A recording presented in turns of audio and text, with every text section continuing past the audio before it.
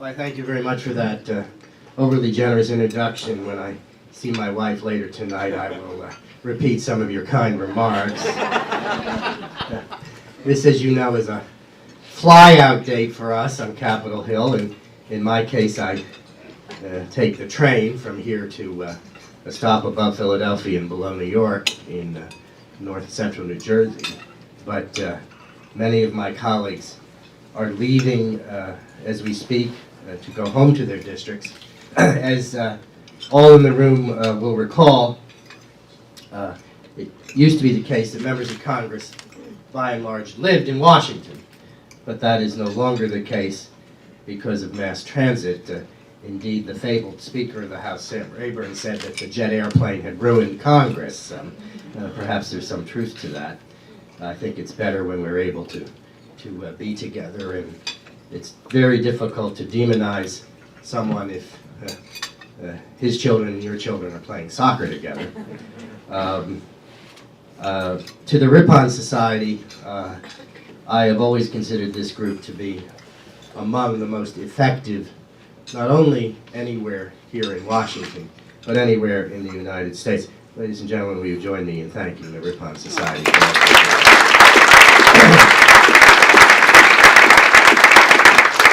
I do have the honor of being the Republican chair of the Arts Caucus in the House. The Democratic chair is my colleague, Louise Slaughter of Rochester, New York. And we tried to work together on these issues. I am also the Republican chair of the Humanities Caucus, and David Price of North Carolina is the Democratic chair. There was not a long line of Republicans interested in being chairs of these caucuses, and I am chair of both of them. And I think that that informs me in my views on the issues we will be discussing today. As most in the audience will know, but perhaps not all of our distinguished guests from the performing arts, a budget document in Washington is not the appropriations of funds. And this is different from most state capitals. When one speaks of a state budget, be it in Albany or in Sacramento, or in my case in Trenton, the budget document is the document that actually appropriates funds. And state budgets range. I think in New Jersey it's about $35 billion a year. In California it would be $200 or $300 billion a year. But the budget document that was unveiled by the Trump administration is merely a blueprint as to how to move forward. And it is an indicator of where the administration would like to see funds expended, but it does not expend a penny. That is done through the appropriations process. And those who work on Capitol Hill will be intimately familiar with this. The appropriations process is longer in duration than the budget process. The budget process is concluded in the spring. When it is concluded, it's not always concluded. Sometimes we don't have a budget document. But the real operation of government, funding-wise, is through the appropriations process. And to that end, as you know, the Congress has passed a continuing resolution to continue to fund the government for another week. And then we will pass another continuing resolution at the end of next week to fund the government of the United States through the end of the fiscal year, September 30th. I think we're very fortunate in the United States that the chairman of the House Appropriations Committee is my dear friend and nearest neighbor in Congress, Rodney Proctor Frelinghuysen, who represents the district just north of the district I represent in northern New Jersey. As the audience will know, Congressman Frelinghuysen comes from a very distinguished family. One of his ancestors ran for vice president with Henry Clay in 1844. The motto that year of what was then the Whig Party, the predecessor of the Republican Party, was "The country's rising for Clay and Frelinghuysen." Unfortunately, the country didn't rise quite high enough. Rodney does an excellent job as our new chair of the Appropriations Committee. He succeeds Chairman Rogers of Kentucky. And there are, to our distinguished guests from the arts, there are various subcommittees, including the subcommittee that deals with the Department of the Interior, That's Congressman Calvert, who is the subcommittee chair. And in the appropriations process, the subcommittee chairs are known colloquially here on Capitol Hill as cardinals. And so Chairman Calvert is a cardinal in the appropriations process. I guess that makes Rodney Frelinghuysen the Pope. But we already have 2 popes on earth. I'm not sure we need a third. And so it's important that our guests here and those throughout the United States contact those involved in the process, particularly on the Appropriations Committee, to indicate that we need continued funding for the arts and for the humanities and for the Corporation for Public Broadcasting. This group will know that these 3 entities, I call them a 3-legged stool, were first enacted by President Johnson in 1965 at the height of the Great Society. And they have flourished for more than 50 years, and indeed we celebrated the 50th anniversary of these fine organizations recently. There was an attempt more than 20 years ago, I think in 1995, to defund these entities. That was when my side of the aisle took control of Congress after the election of 1994. But that attempt failed.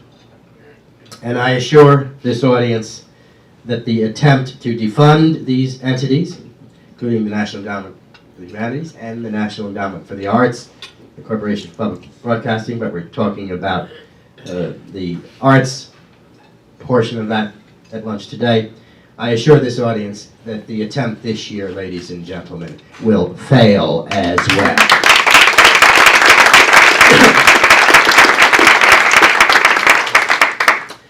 Bree Hearn of our staff, of our very competent staff, has put it, each of your seats, a depiction of what is involved in this matter. I will point out that the nonprofit arts industry generates $135 billion in economic activity and supports over 4 million full-time jobs. The NEA and the NEH each consist of only 0.003% of the nearly $4 trillion federal budget, receiving approximately $150 million apiece. For every dollar the United States spends on federal arts initiatives, 9 non-federal dollars are leveraged, generating roughly $600 million in matching support.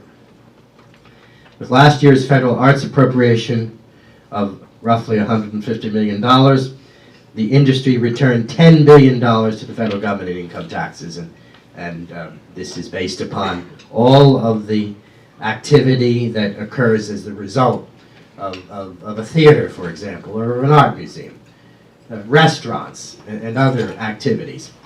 And of course, the arts have been responsible for reviving some of our cities in this country. I resigned all of my nonprofit boards when I came here to Washington because I didn't want anybody to accuse me of some sort of conflict of interest. But I was privileged to serve on the board of McCarter Theater in Princeton, one of the great regional theaters in this country, and on the board of the Newark Museum, one of the great museums in this country. And I am aware of the activity that exists in both Newark, New Jersey, an inner city with significant challenges, and in Princeton, New Jersey, a flourishing suburban community based upon these entities that exist in those communities, the Newark Museum and McCarter Theater.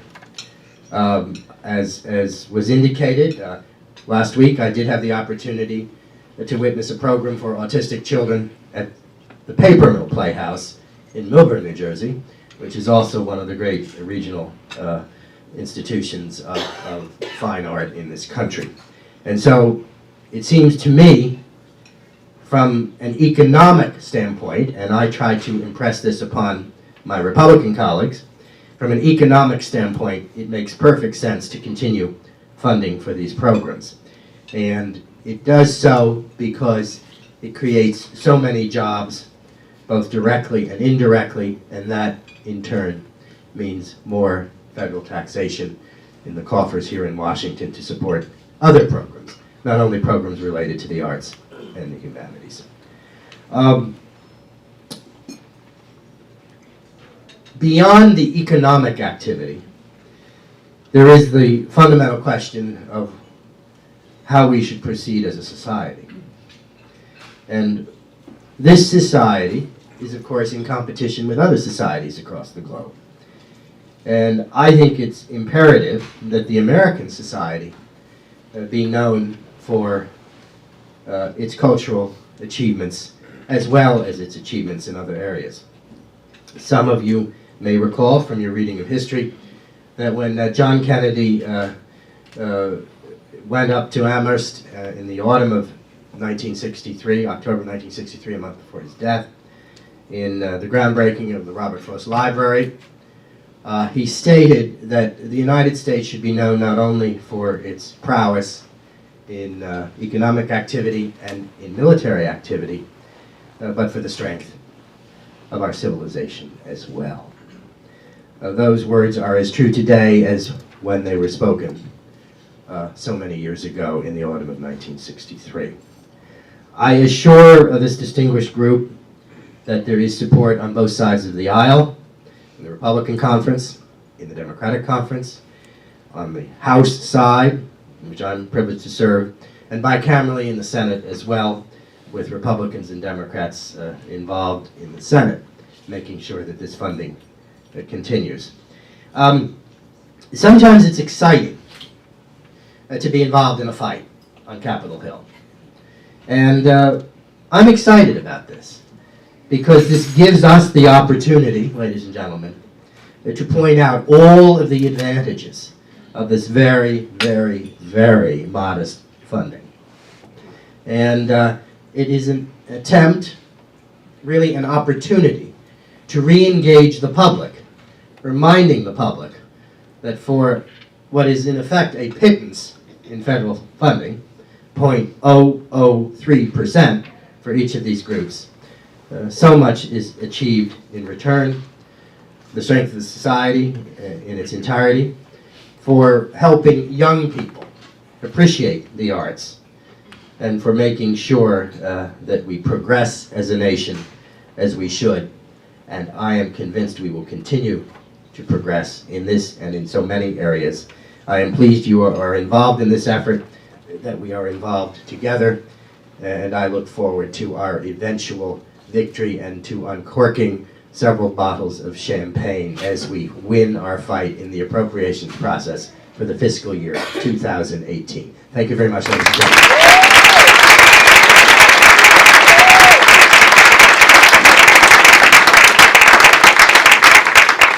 Thank you, Congressman. Boy, that was very inspiring. It's my pleasure now to introduce the president of the Creative Coalition, Tim Daly. The Creative Coalition was founded in 1989 by some prominent members of the creative community like Ron Silver, Christopher Reeve, and Susan Sarandon as a way for the arts and entertainment community to advocate on issues of public importance. Tim, with a successful acting career on stage, on screen, and behind the scenes as a producer, is carrying on that tradition.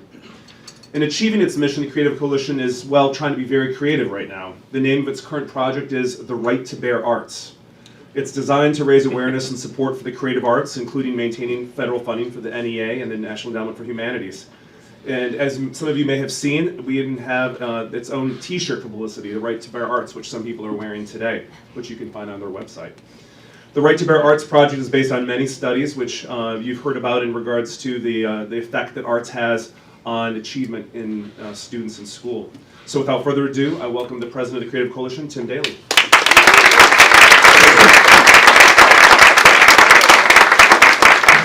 Thank you, Jim. Thank you, Congressman Lance, and thanks to the Ripon Society for having us here.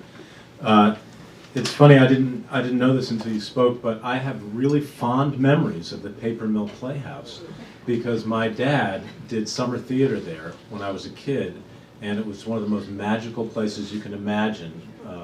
This is back when kids could wander around in places like the Fly Loft and no one would sue you for it. But I was always having this great experience of kind of peeking out from behind the wings and seeing what the actors were doing. Anyway, so Jim gave a brief description of what the Creative Coalition is. Our primary objective is to protect, defend, and promote the arts in the United States. And we do that by supporting the National Endowment for the Arts and also by speaking very powerfully, I think, about the importance of public arts education. I do this political TV show called Madam Secretary, and one of the great and genius things about this show is that we never say the words Democrat or Republican. And we have an enormous fan base on both sides of the aisle. And I think by removing those labels, people actually listen to what we're saying. So they're not predisposed to lean one way or another based on a little letter that's by someone's name. So I was thinking that if on the show we talked about a federal program that cost very little money, that returned $9 to the federal treasury for every dollar that was spent, that affected every single congressional district in the United States of America and had a profound effect on the entire population, I think people would think that's a pretty good idea. The thing is that already exists. It's called the National Endowment for the Arts. And I think that the fact that it touches the entire country is kind of brilliant. Congressman Lance, we're going to hold you to what you said about your guarantee that it will not go away. It's interesting because there's all this data about the economic benefits of the arts. There's a lot of data about how arts affect students. A full curriculum in the arts is likely to raise students' test scores by 100 points. They're 3 times more likely to graduate from high school. They're more civically active. They make more money. They're more likely to go to college. In short, it improves their lives in every way. And the data is good, and it makes sense, to talk about it. But I also feel obliged to talk somewhat about the sort of more woo-woo aspects of art and the effect of arts on our national soul. And I think that it's interesting. I was saying earlier today that if any of you have kids, and I'm sure some of you do, there's some point in their lives when they're about 4 years old, they've come to you with a painting or a picture of something, and you've looked at it, and it could be really wonderful, or it could be really horrible. Nonetheless, you look at that picture and you say, honey, this is beautiful, and bang, up it goes on the fridge, right? There it is. And the look on that kid's face is one of utter empowerment, because you've said to them, I acknowledge the thing that you have created, and I have empowered you to go off into this world where you can be a creative, imaginative person. And I think that the National Endowment for the Arts, and particularly arts education, need to be strengthened because this world, in our economy, in our current state, we need to have imaginative thinkers. As a matter of fact, I understand that there are a lot of heads of Fortune 500 companies here, and I remember a recent survey of Fortune 500 companies that said that the number one thing they wanted in their employees was creative thinkers. And I understand why. But creativity is a muscle, and that muscle is exercised by the gym of the arts. And if that creative muscle is strong, then the imagination stays alive. And then you have an engineer who is not a cog in the machine. You have an engineer who is inventing the machine. And you have a chance at imagining a future that is better for all of us. So keeping the imagination of our society, and especially our children, alive is of utmost importance. I'll just tell you a brief story, and forgive me those of you who have heard this, but a couple of years ago I was invited to this podcast, a British podcast called The Infinite Monkey Cage, which is a big hit on the BBC, and it was their first time they had broadcast from New York.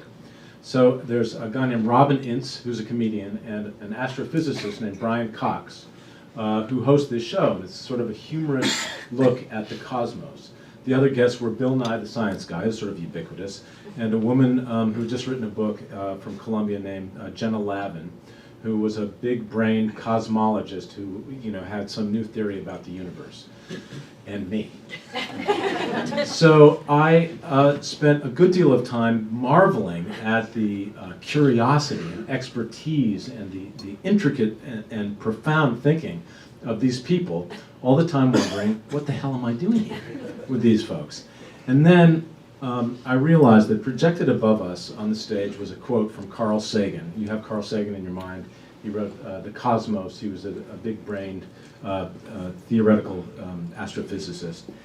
And the quote said, "For small creatures such as we, the vastness is only bearable through love." And I thought, now I know exactly why I'm here. I know why I was invited to be with these scientists, because none of it makes any difference unless it's put into a human context, right? The emotional part of it. And the love that these people felt for this knowledge and were able to disseminate is what makes it important. If we don't have a human impulse towards technology, towards science, towards mathematics, then it's not worth much. That's why I've spent many years, yelling at the former administration and the current administration about how STEM should become STEAM, which it has, because the arts are the province of humanity, right? The arts take the things that make us human, for better or for worse, anger, violence, lust, love, compassion, empathy, kindness, gratitude, puts it all on the table for us to look at. And the more we look at it, the more we understand it, and the more that will connect us as human beings. Arts are the universal language of humanity. So that's why I'm here, and that's why the Creative Coalition is here. And I think that, the one other thing I'll say is about the right to bear arts, which is something that I came up with because I feel like we have a problem in this country of taking ownership of our artistic selves. It's very likely that if I said to someone, "Are you a golfer?" They'll say, "Yeah, I'm a golfer. I golf every week. I love playing golf." Right? They don't think I'm asking them if they play on the PGA Tour. If I say to someone, "Are you an artist?" They're like, No, I'm not an artist, not at all. But if I dig down a little bit and I say, "Do you sing in your church choir?" "Oh yeah, I do. Oh yeah." "Do you sew, costumes for your kids' school play?" "Yes, I love doing that." "Do you pick flowers from your garden and make bouquets?" "It's one of my passions." So the truth is that all of us have an artistic impulse. We all participated in it every single day of our lives.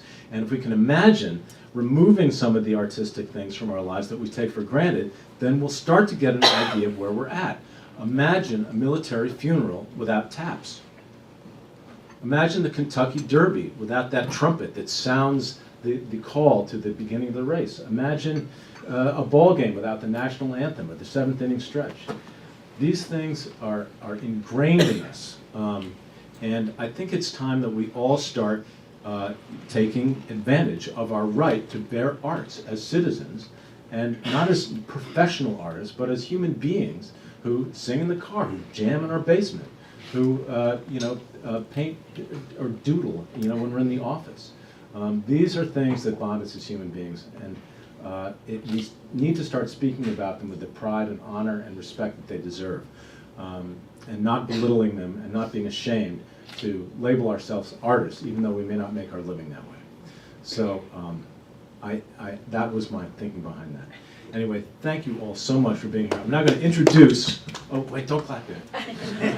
I'm going to introduce our delegation. I think we're going to have a little and then Congressman Lance is going to come up and do some Q&A from there. Oh, great. Okay, so we have with us Justin Bartha, very well known from the Hangar. Robin Braun, CEO of the Creative Coalition. Tim Daly. Kathrine Herzer, who was my TV daughter. Where is she? She's over there.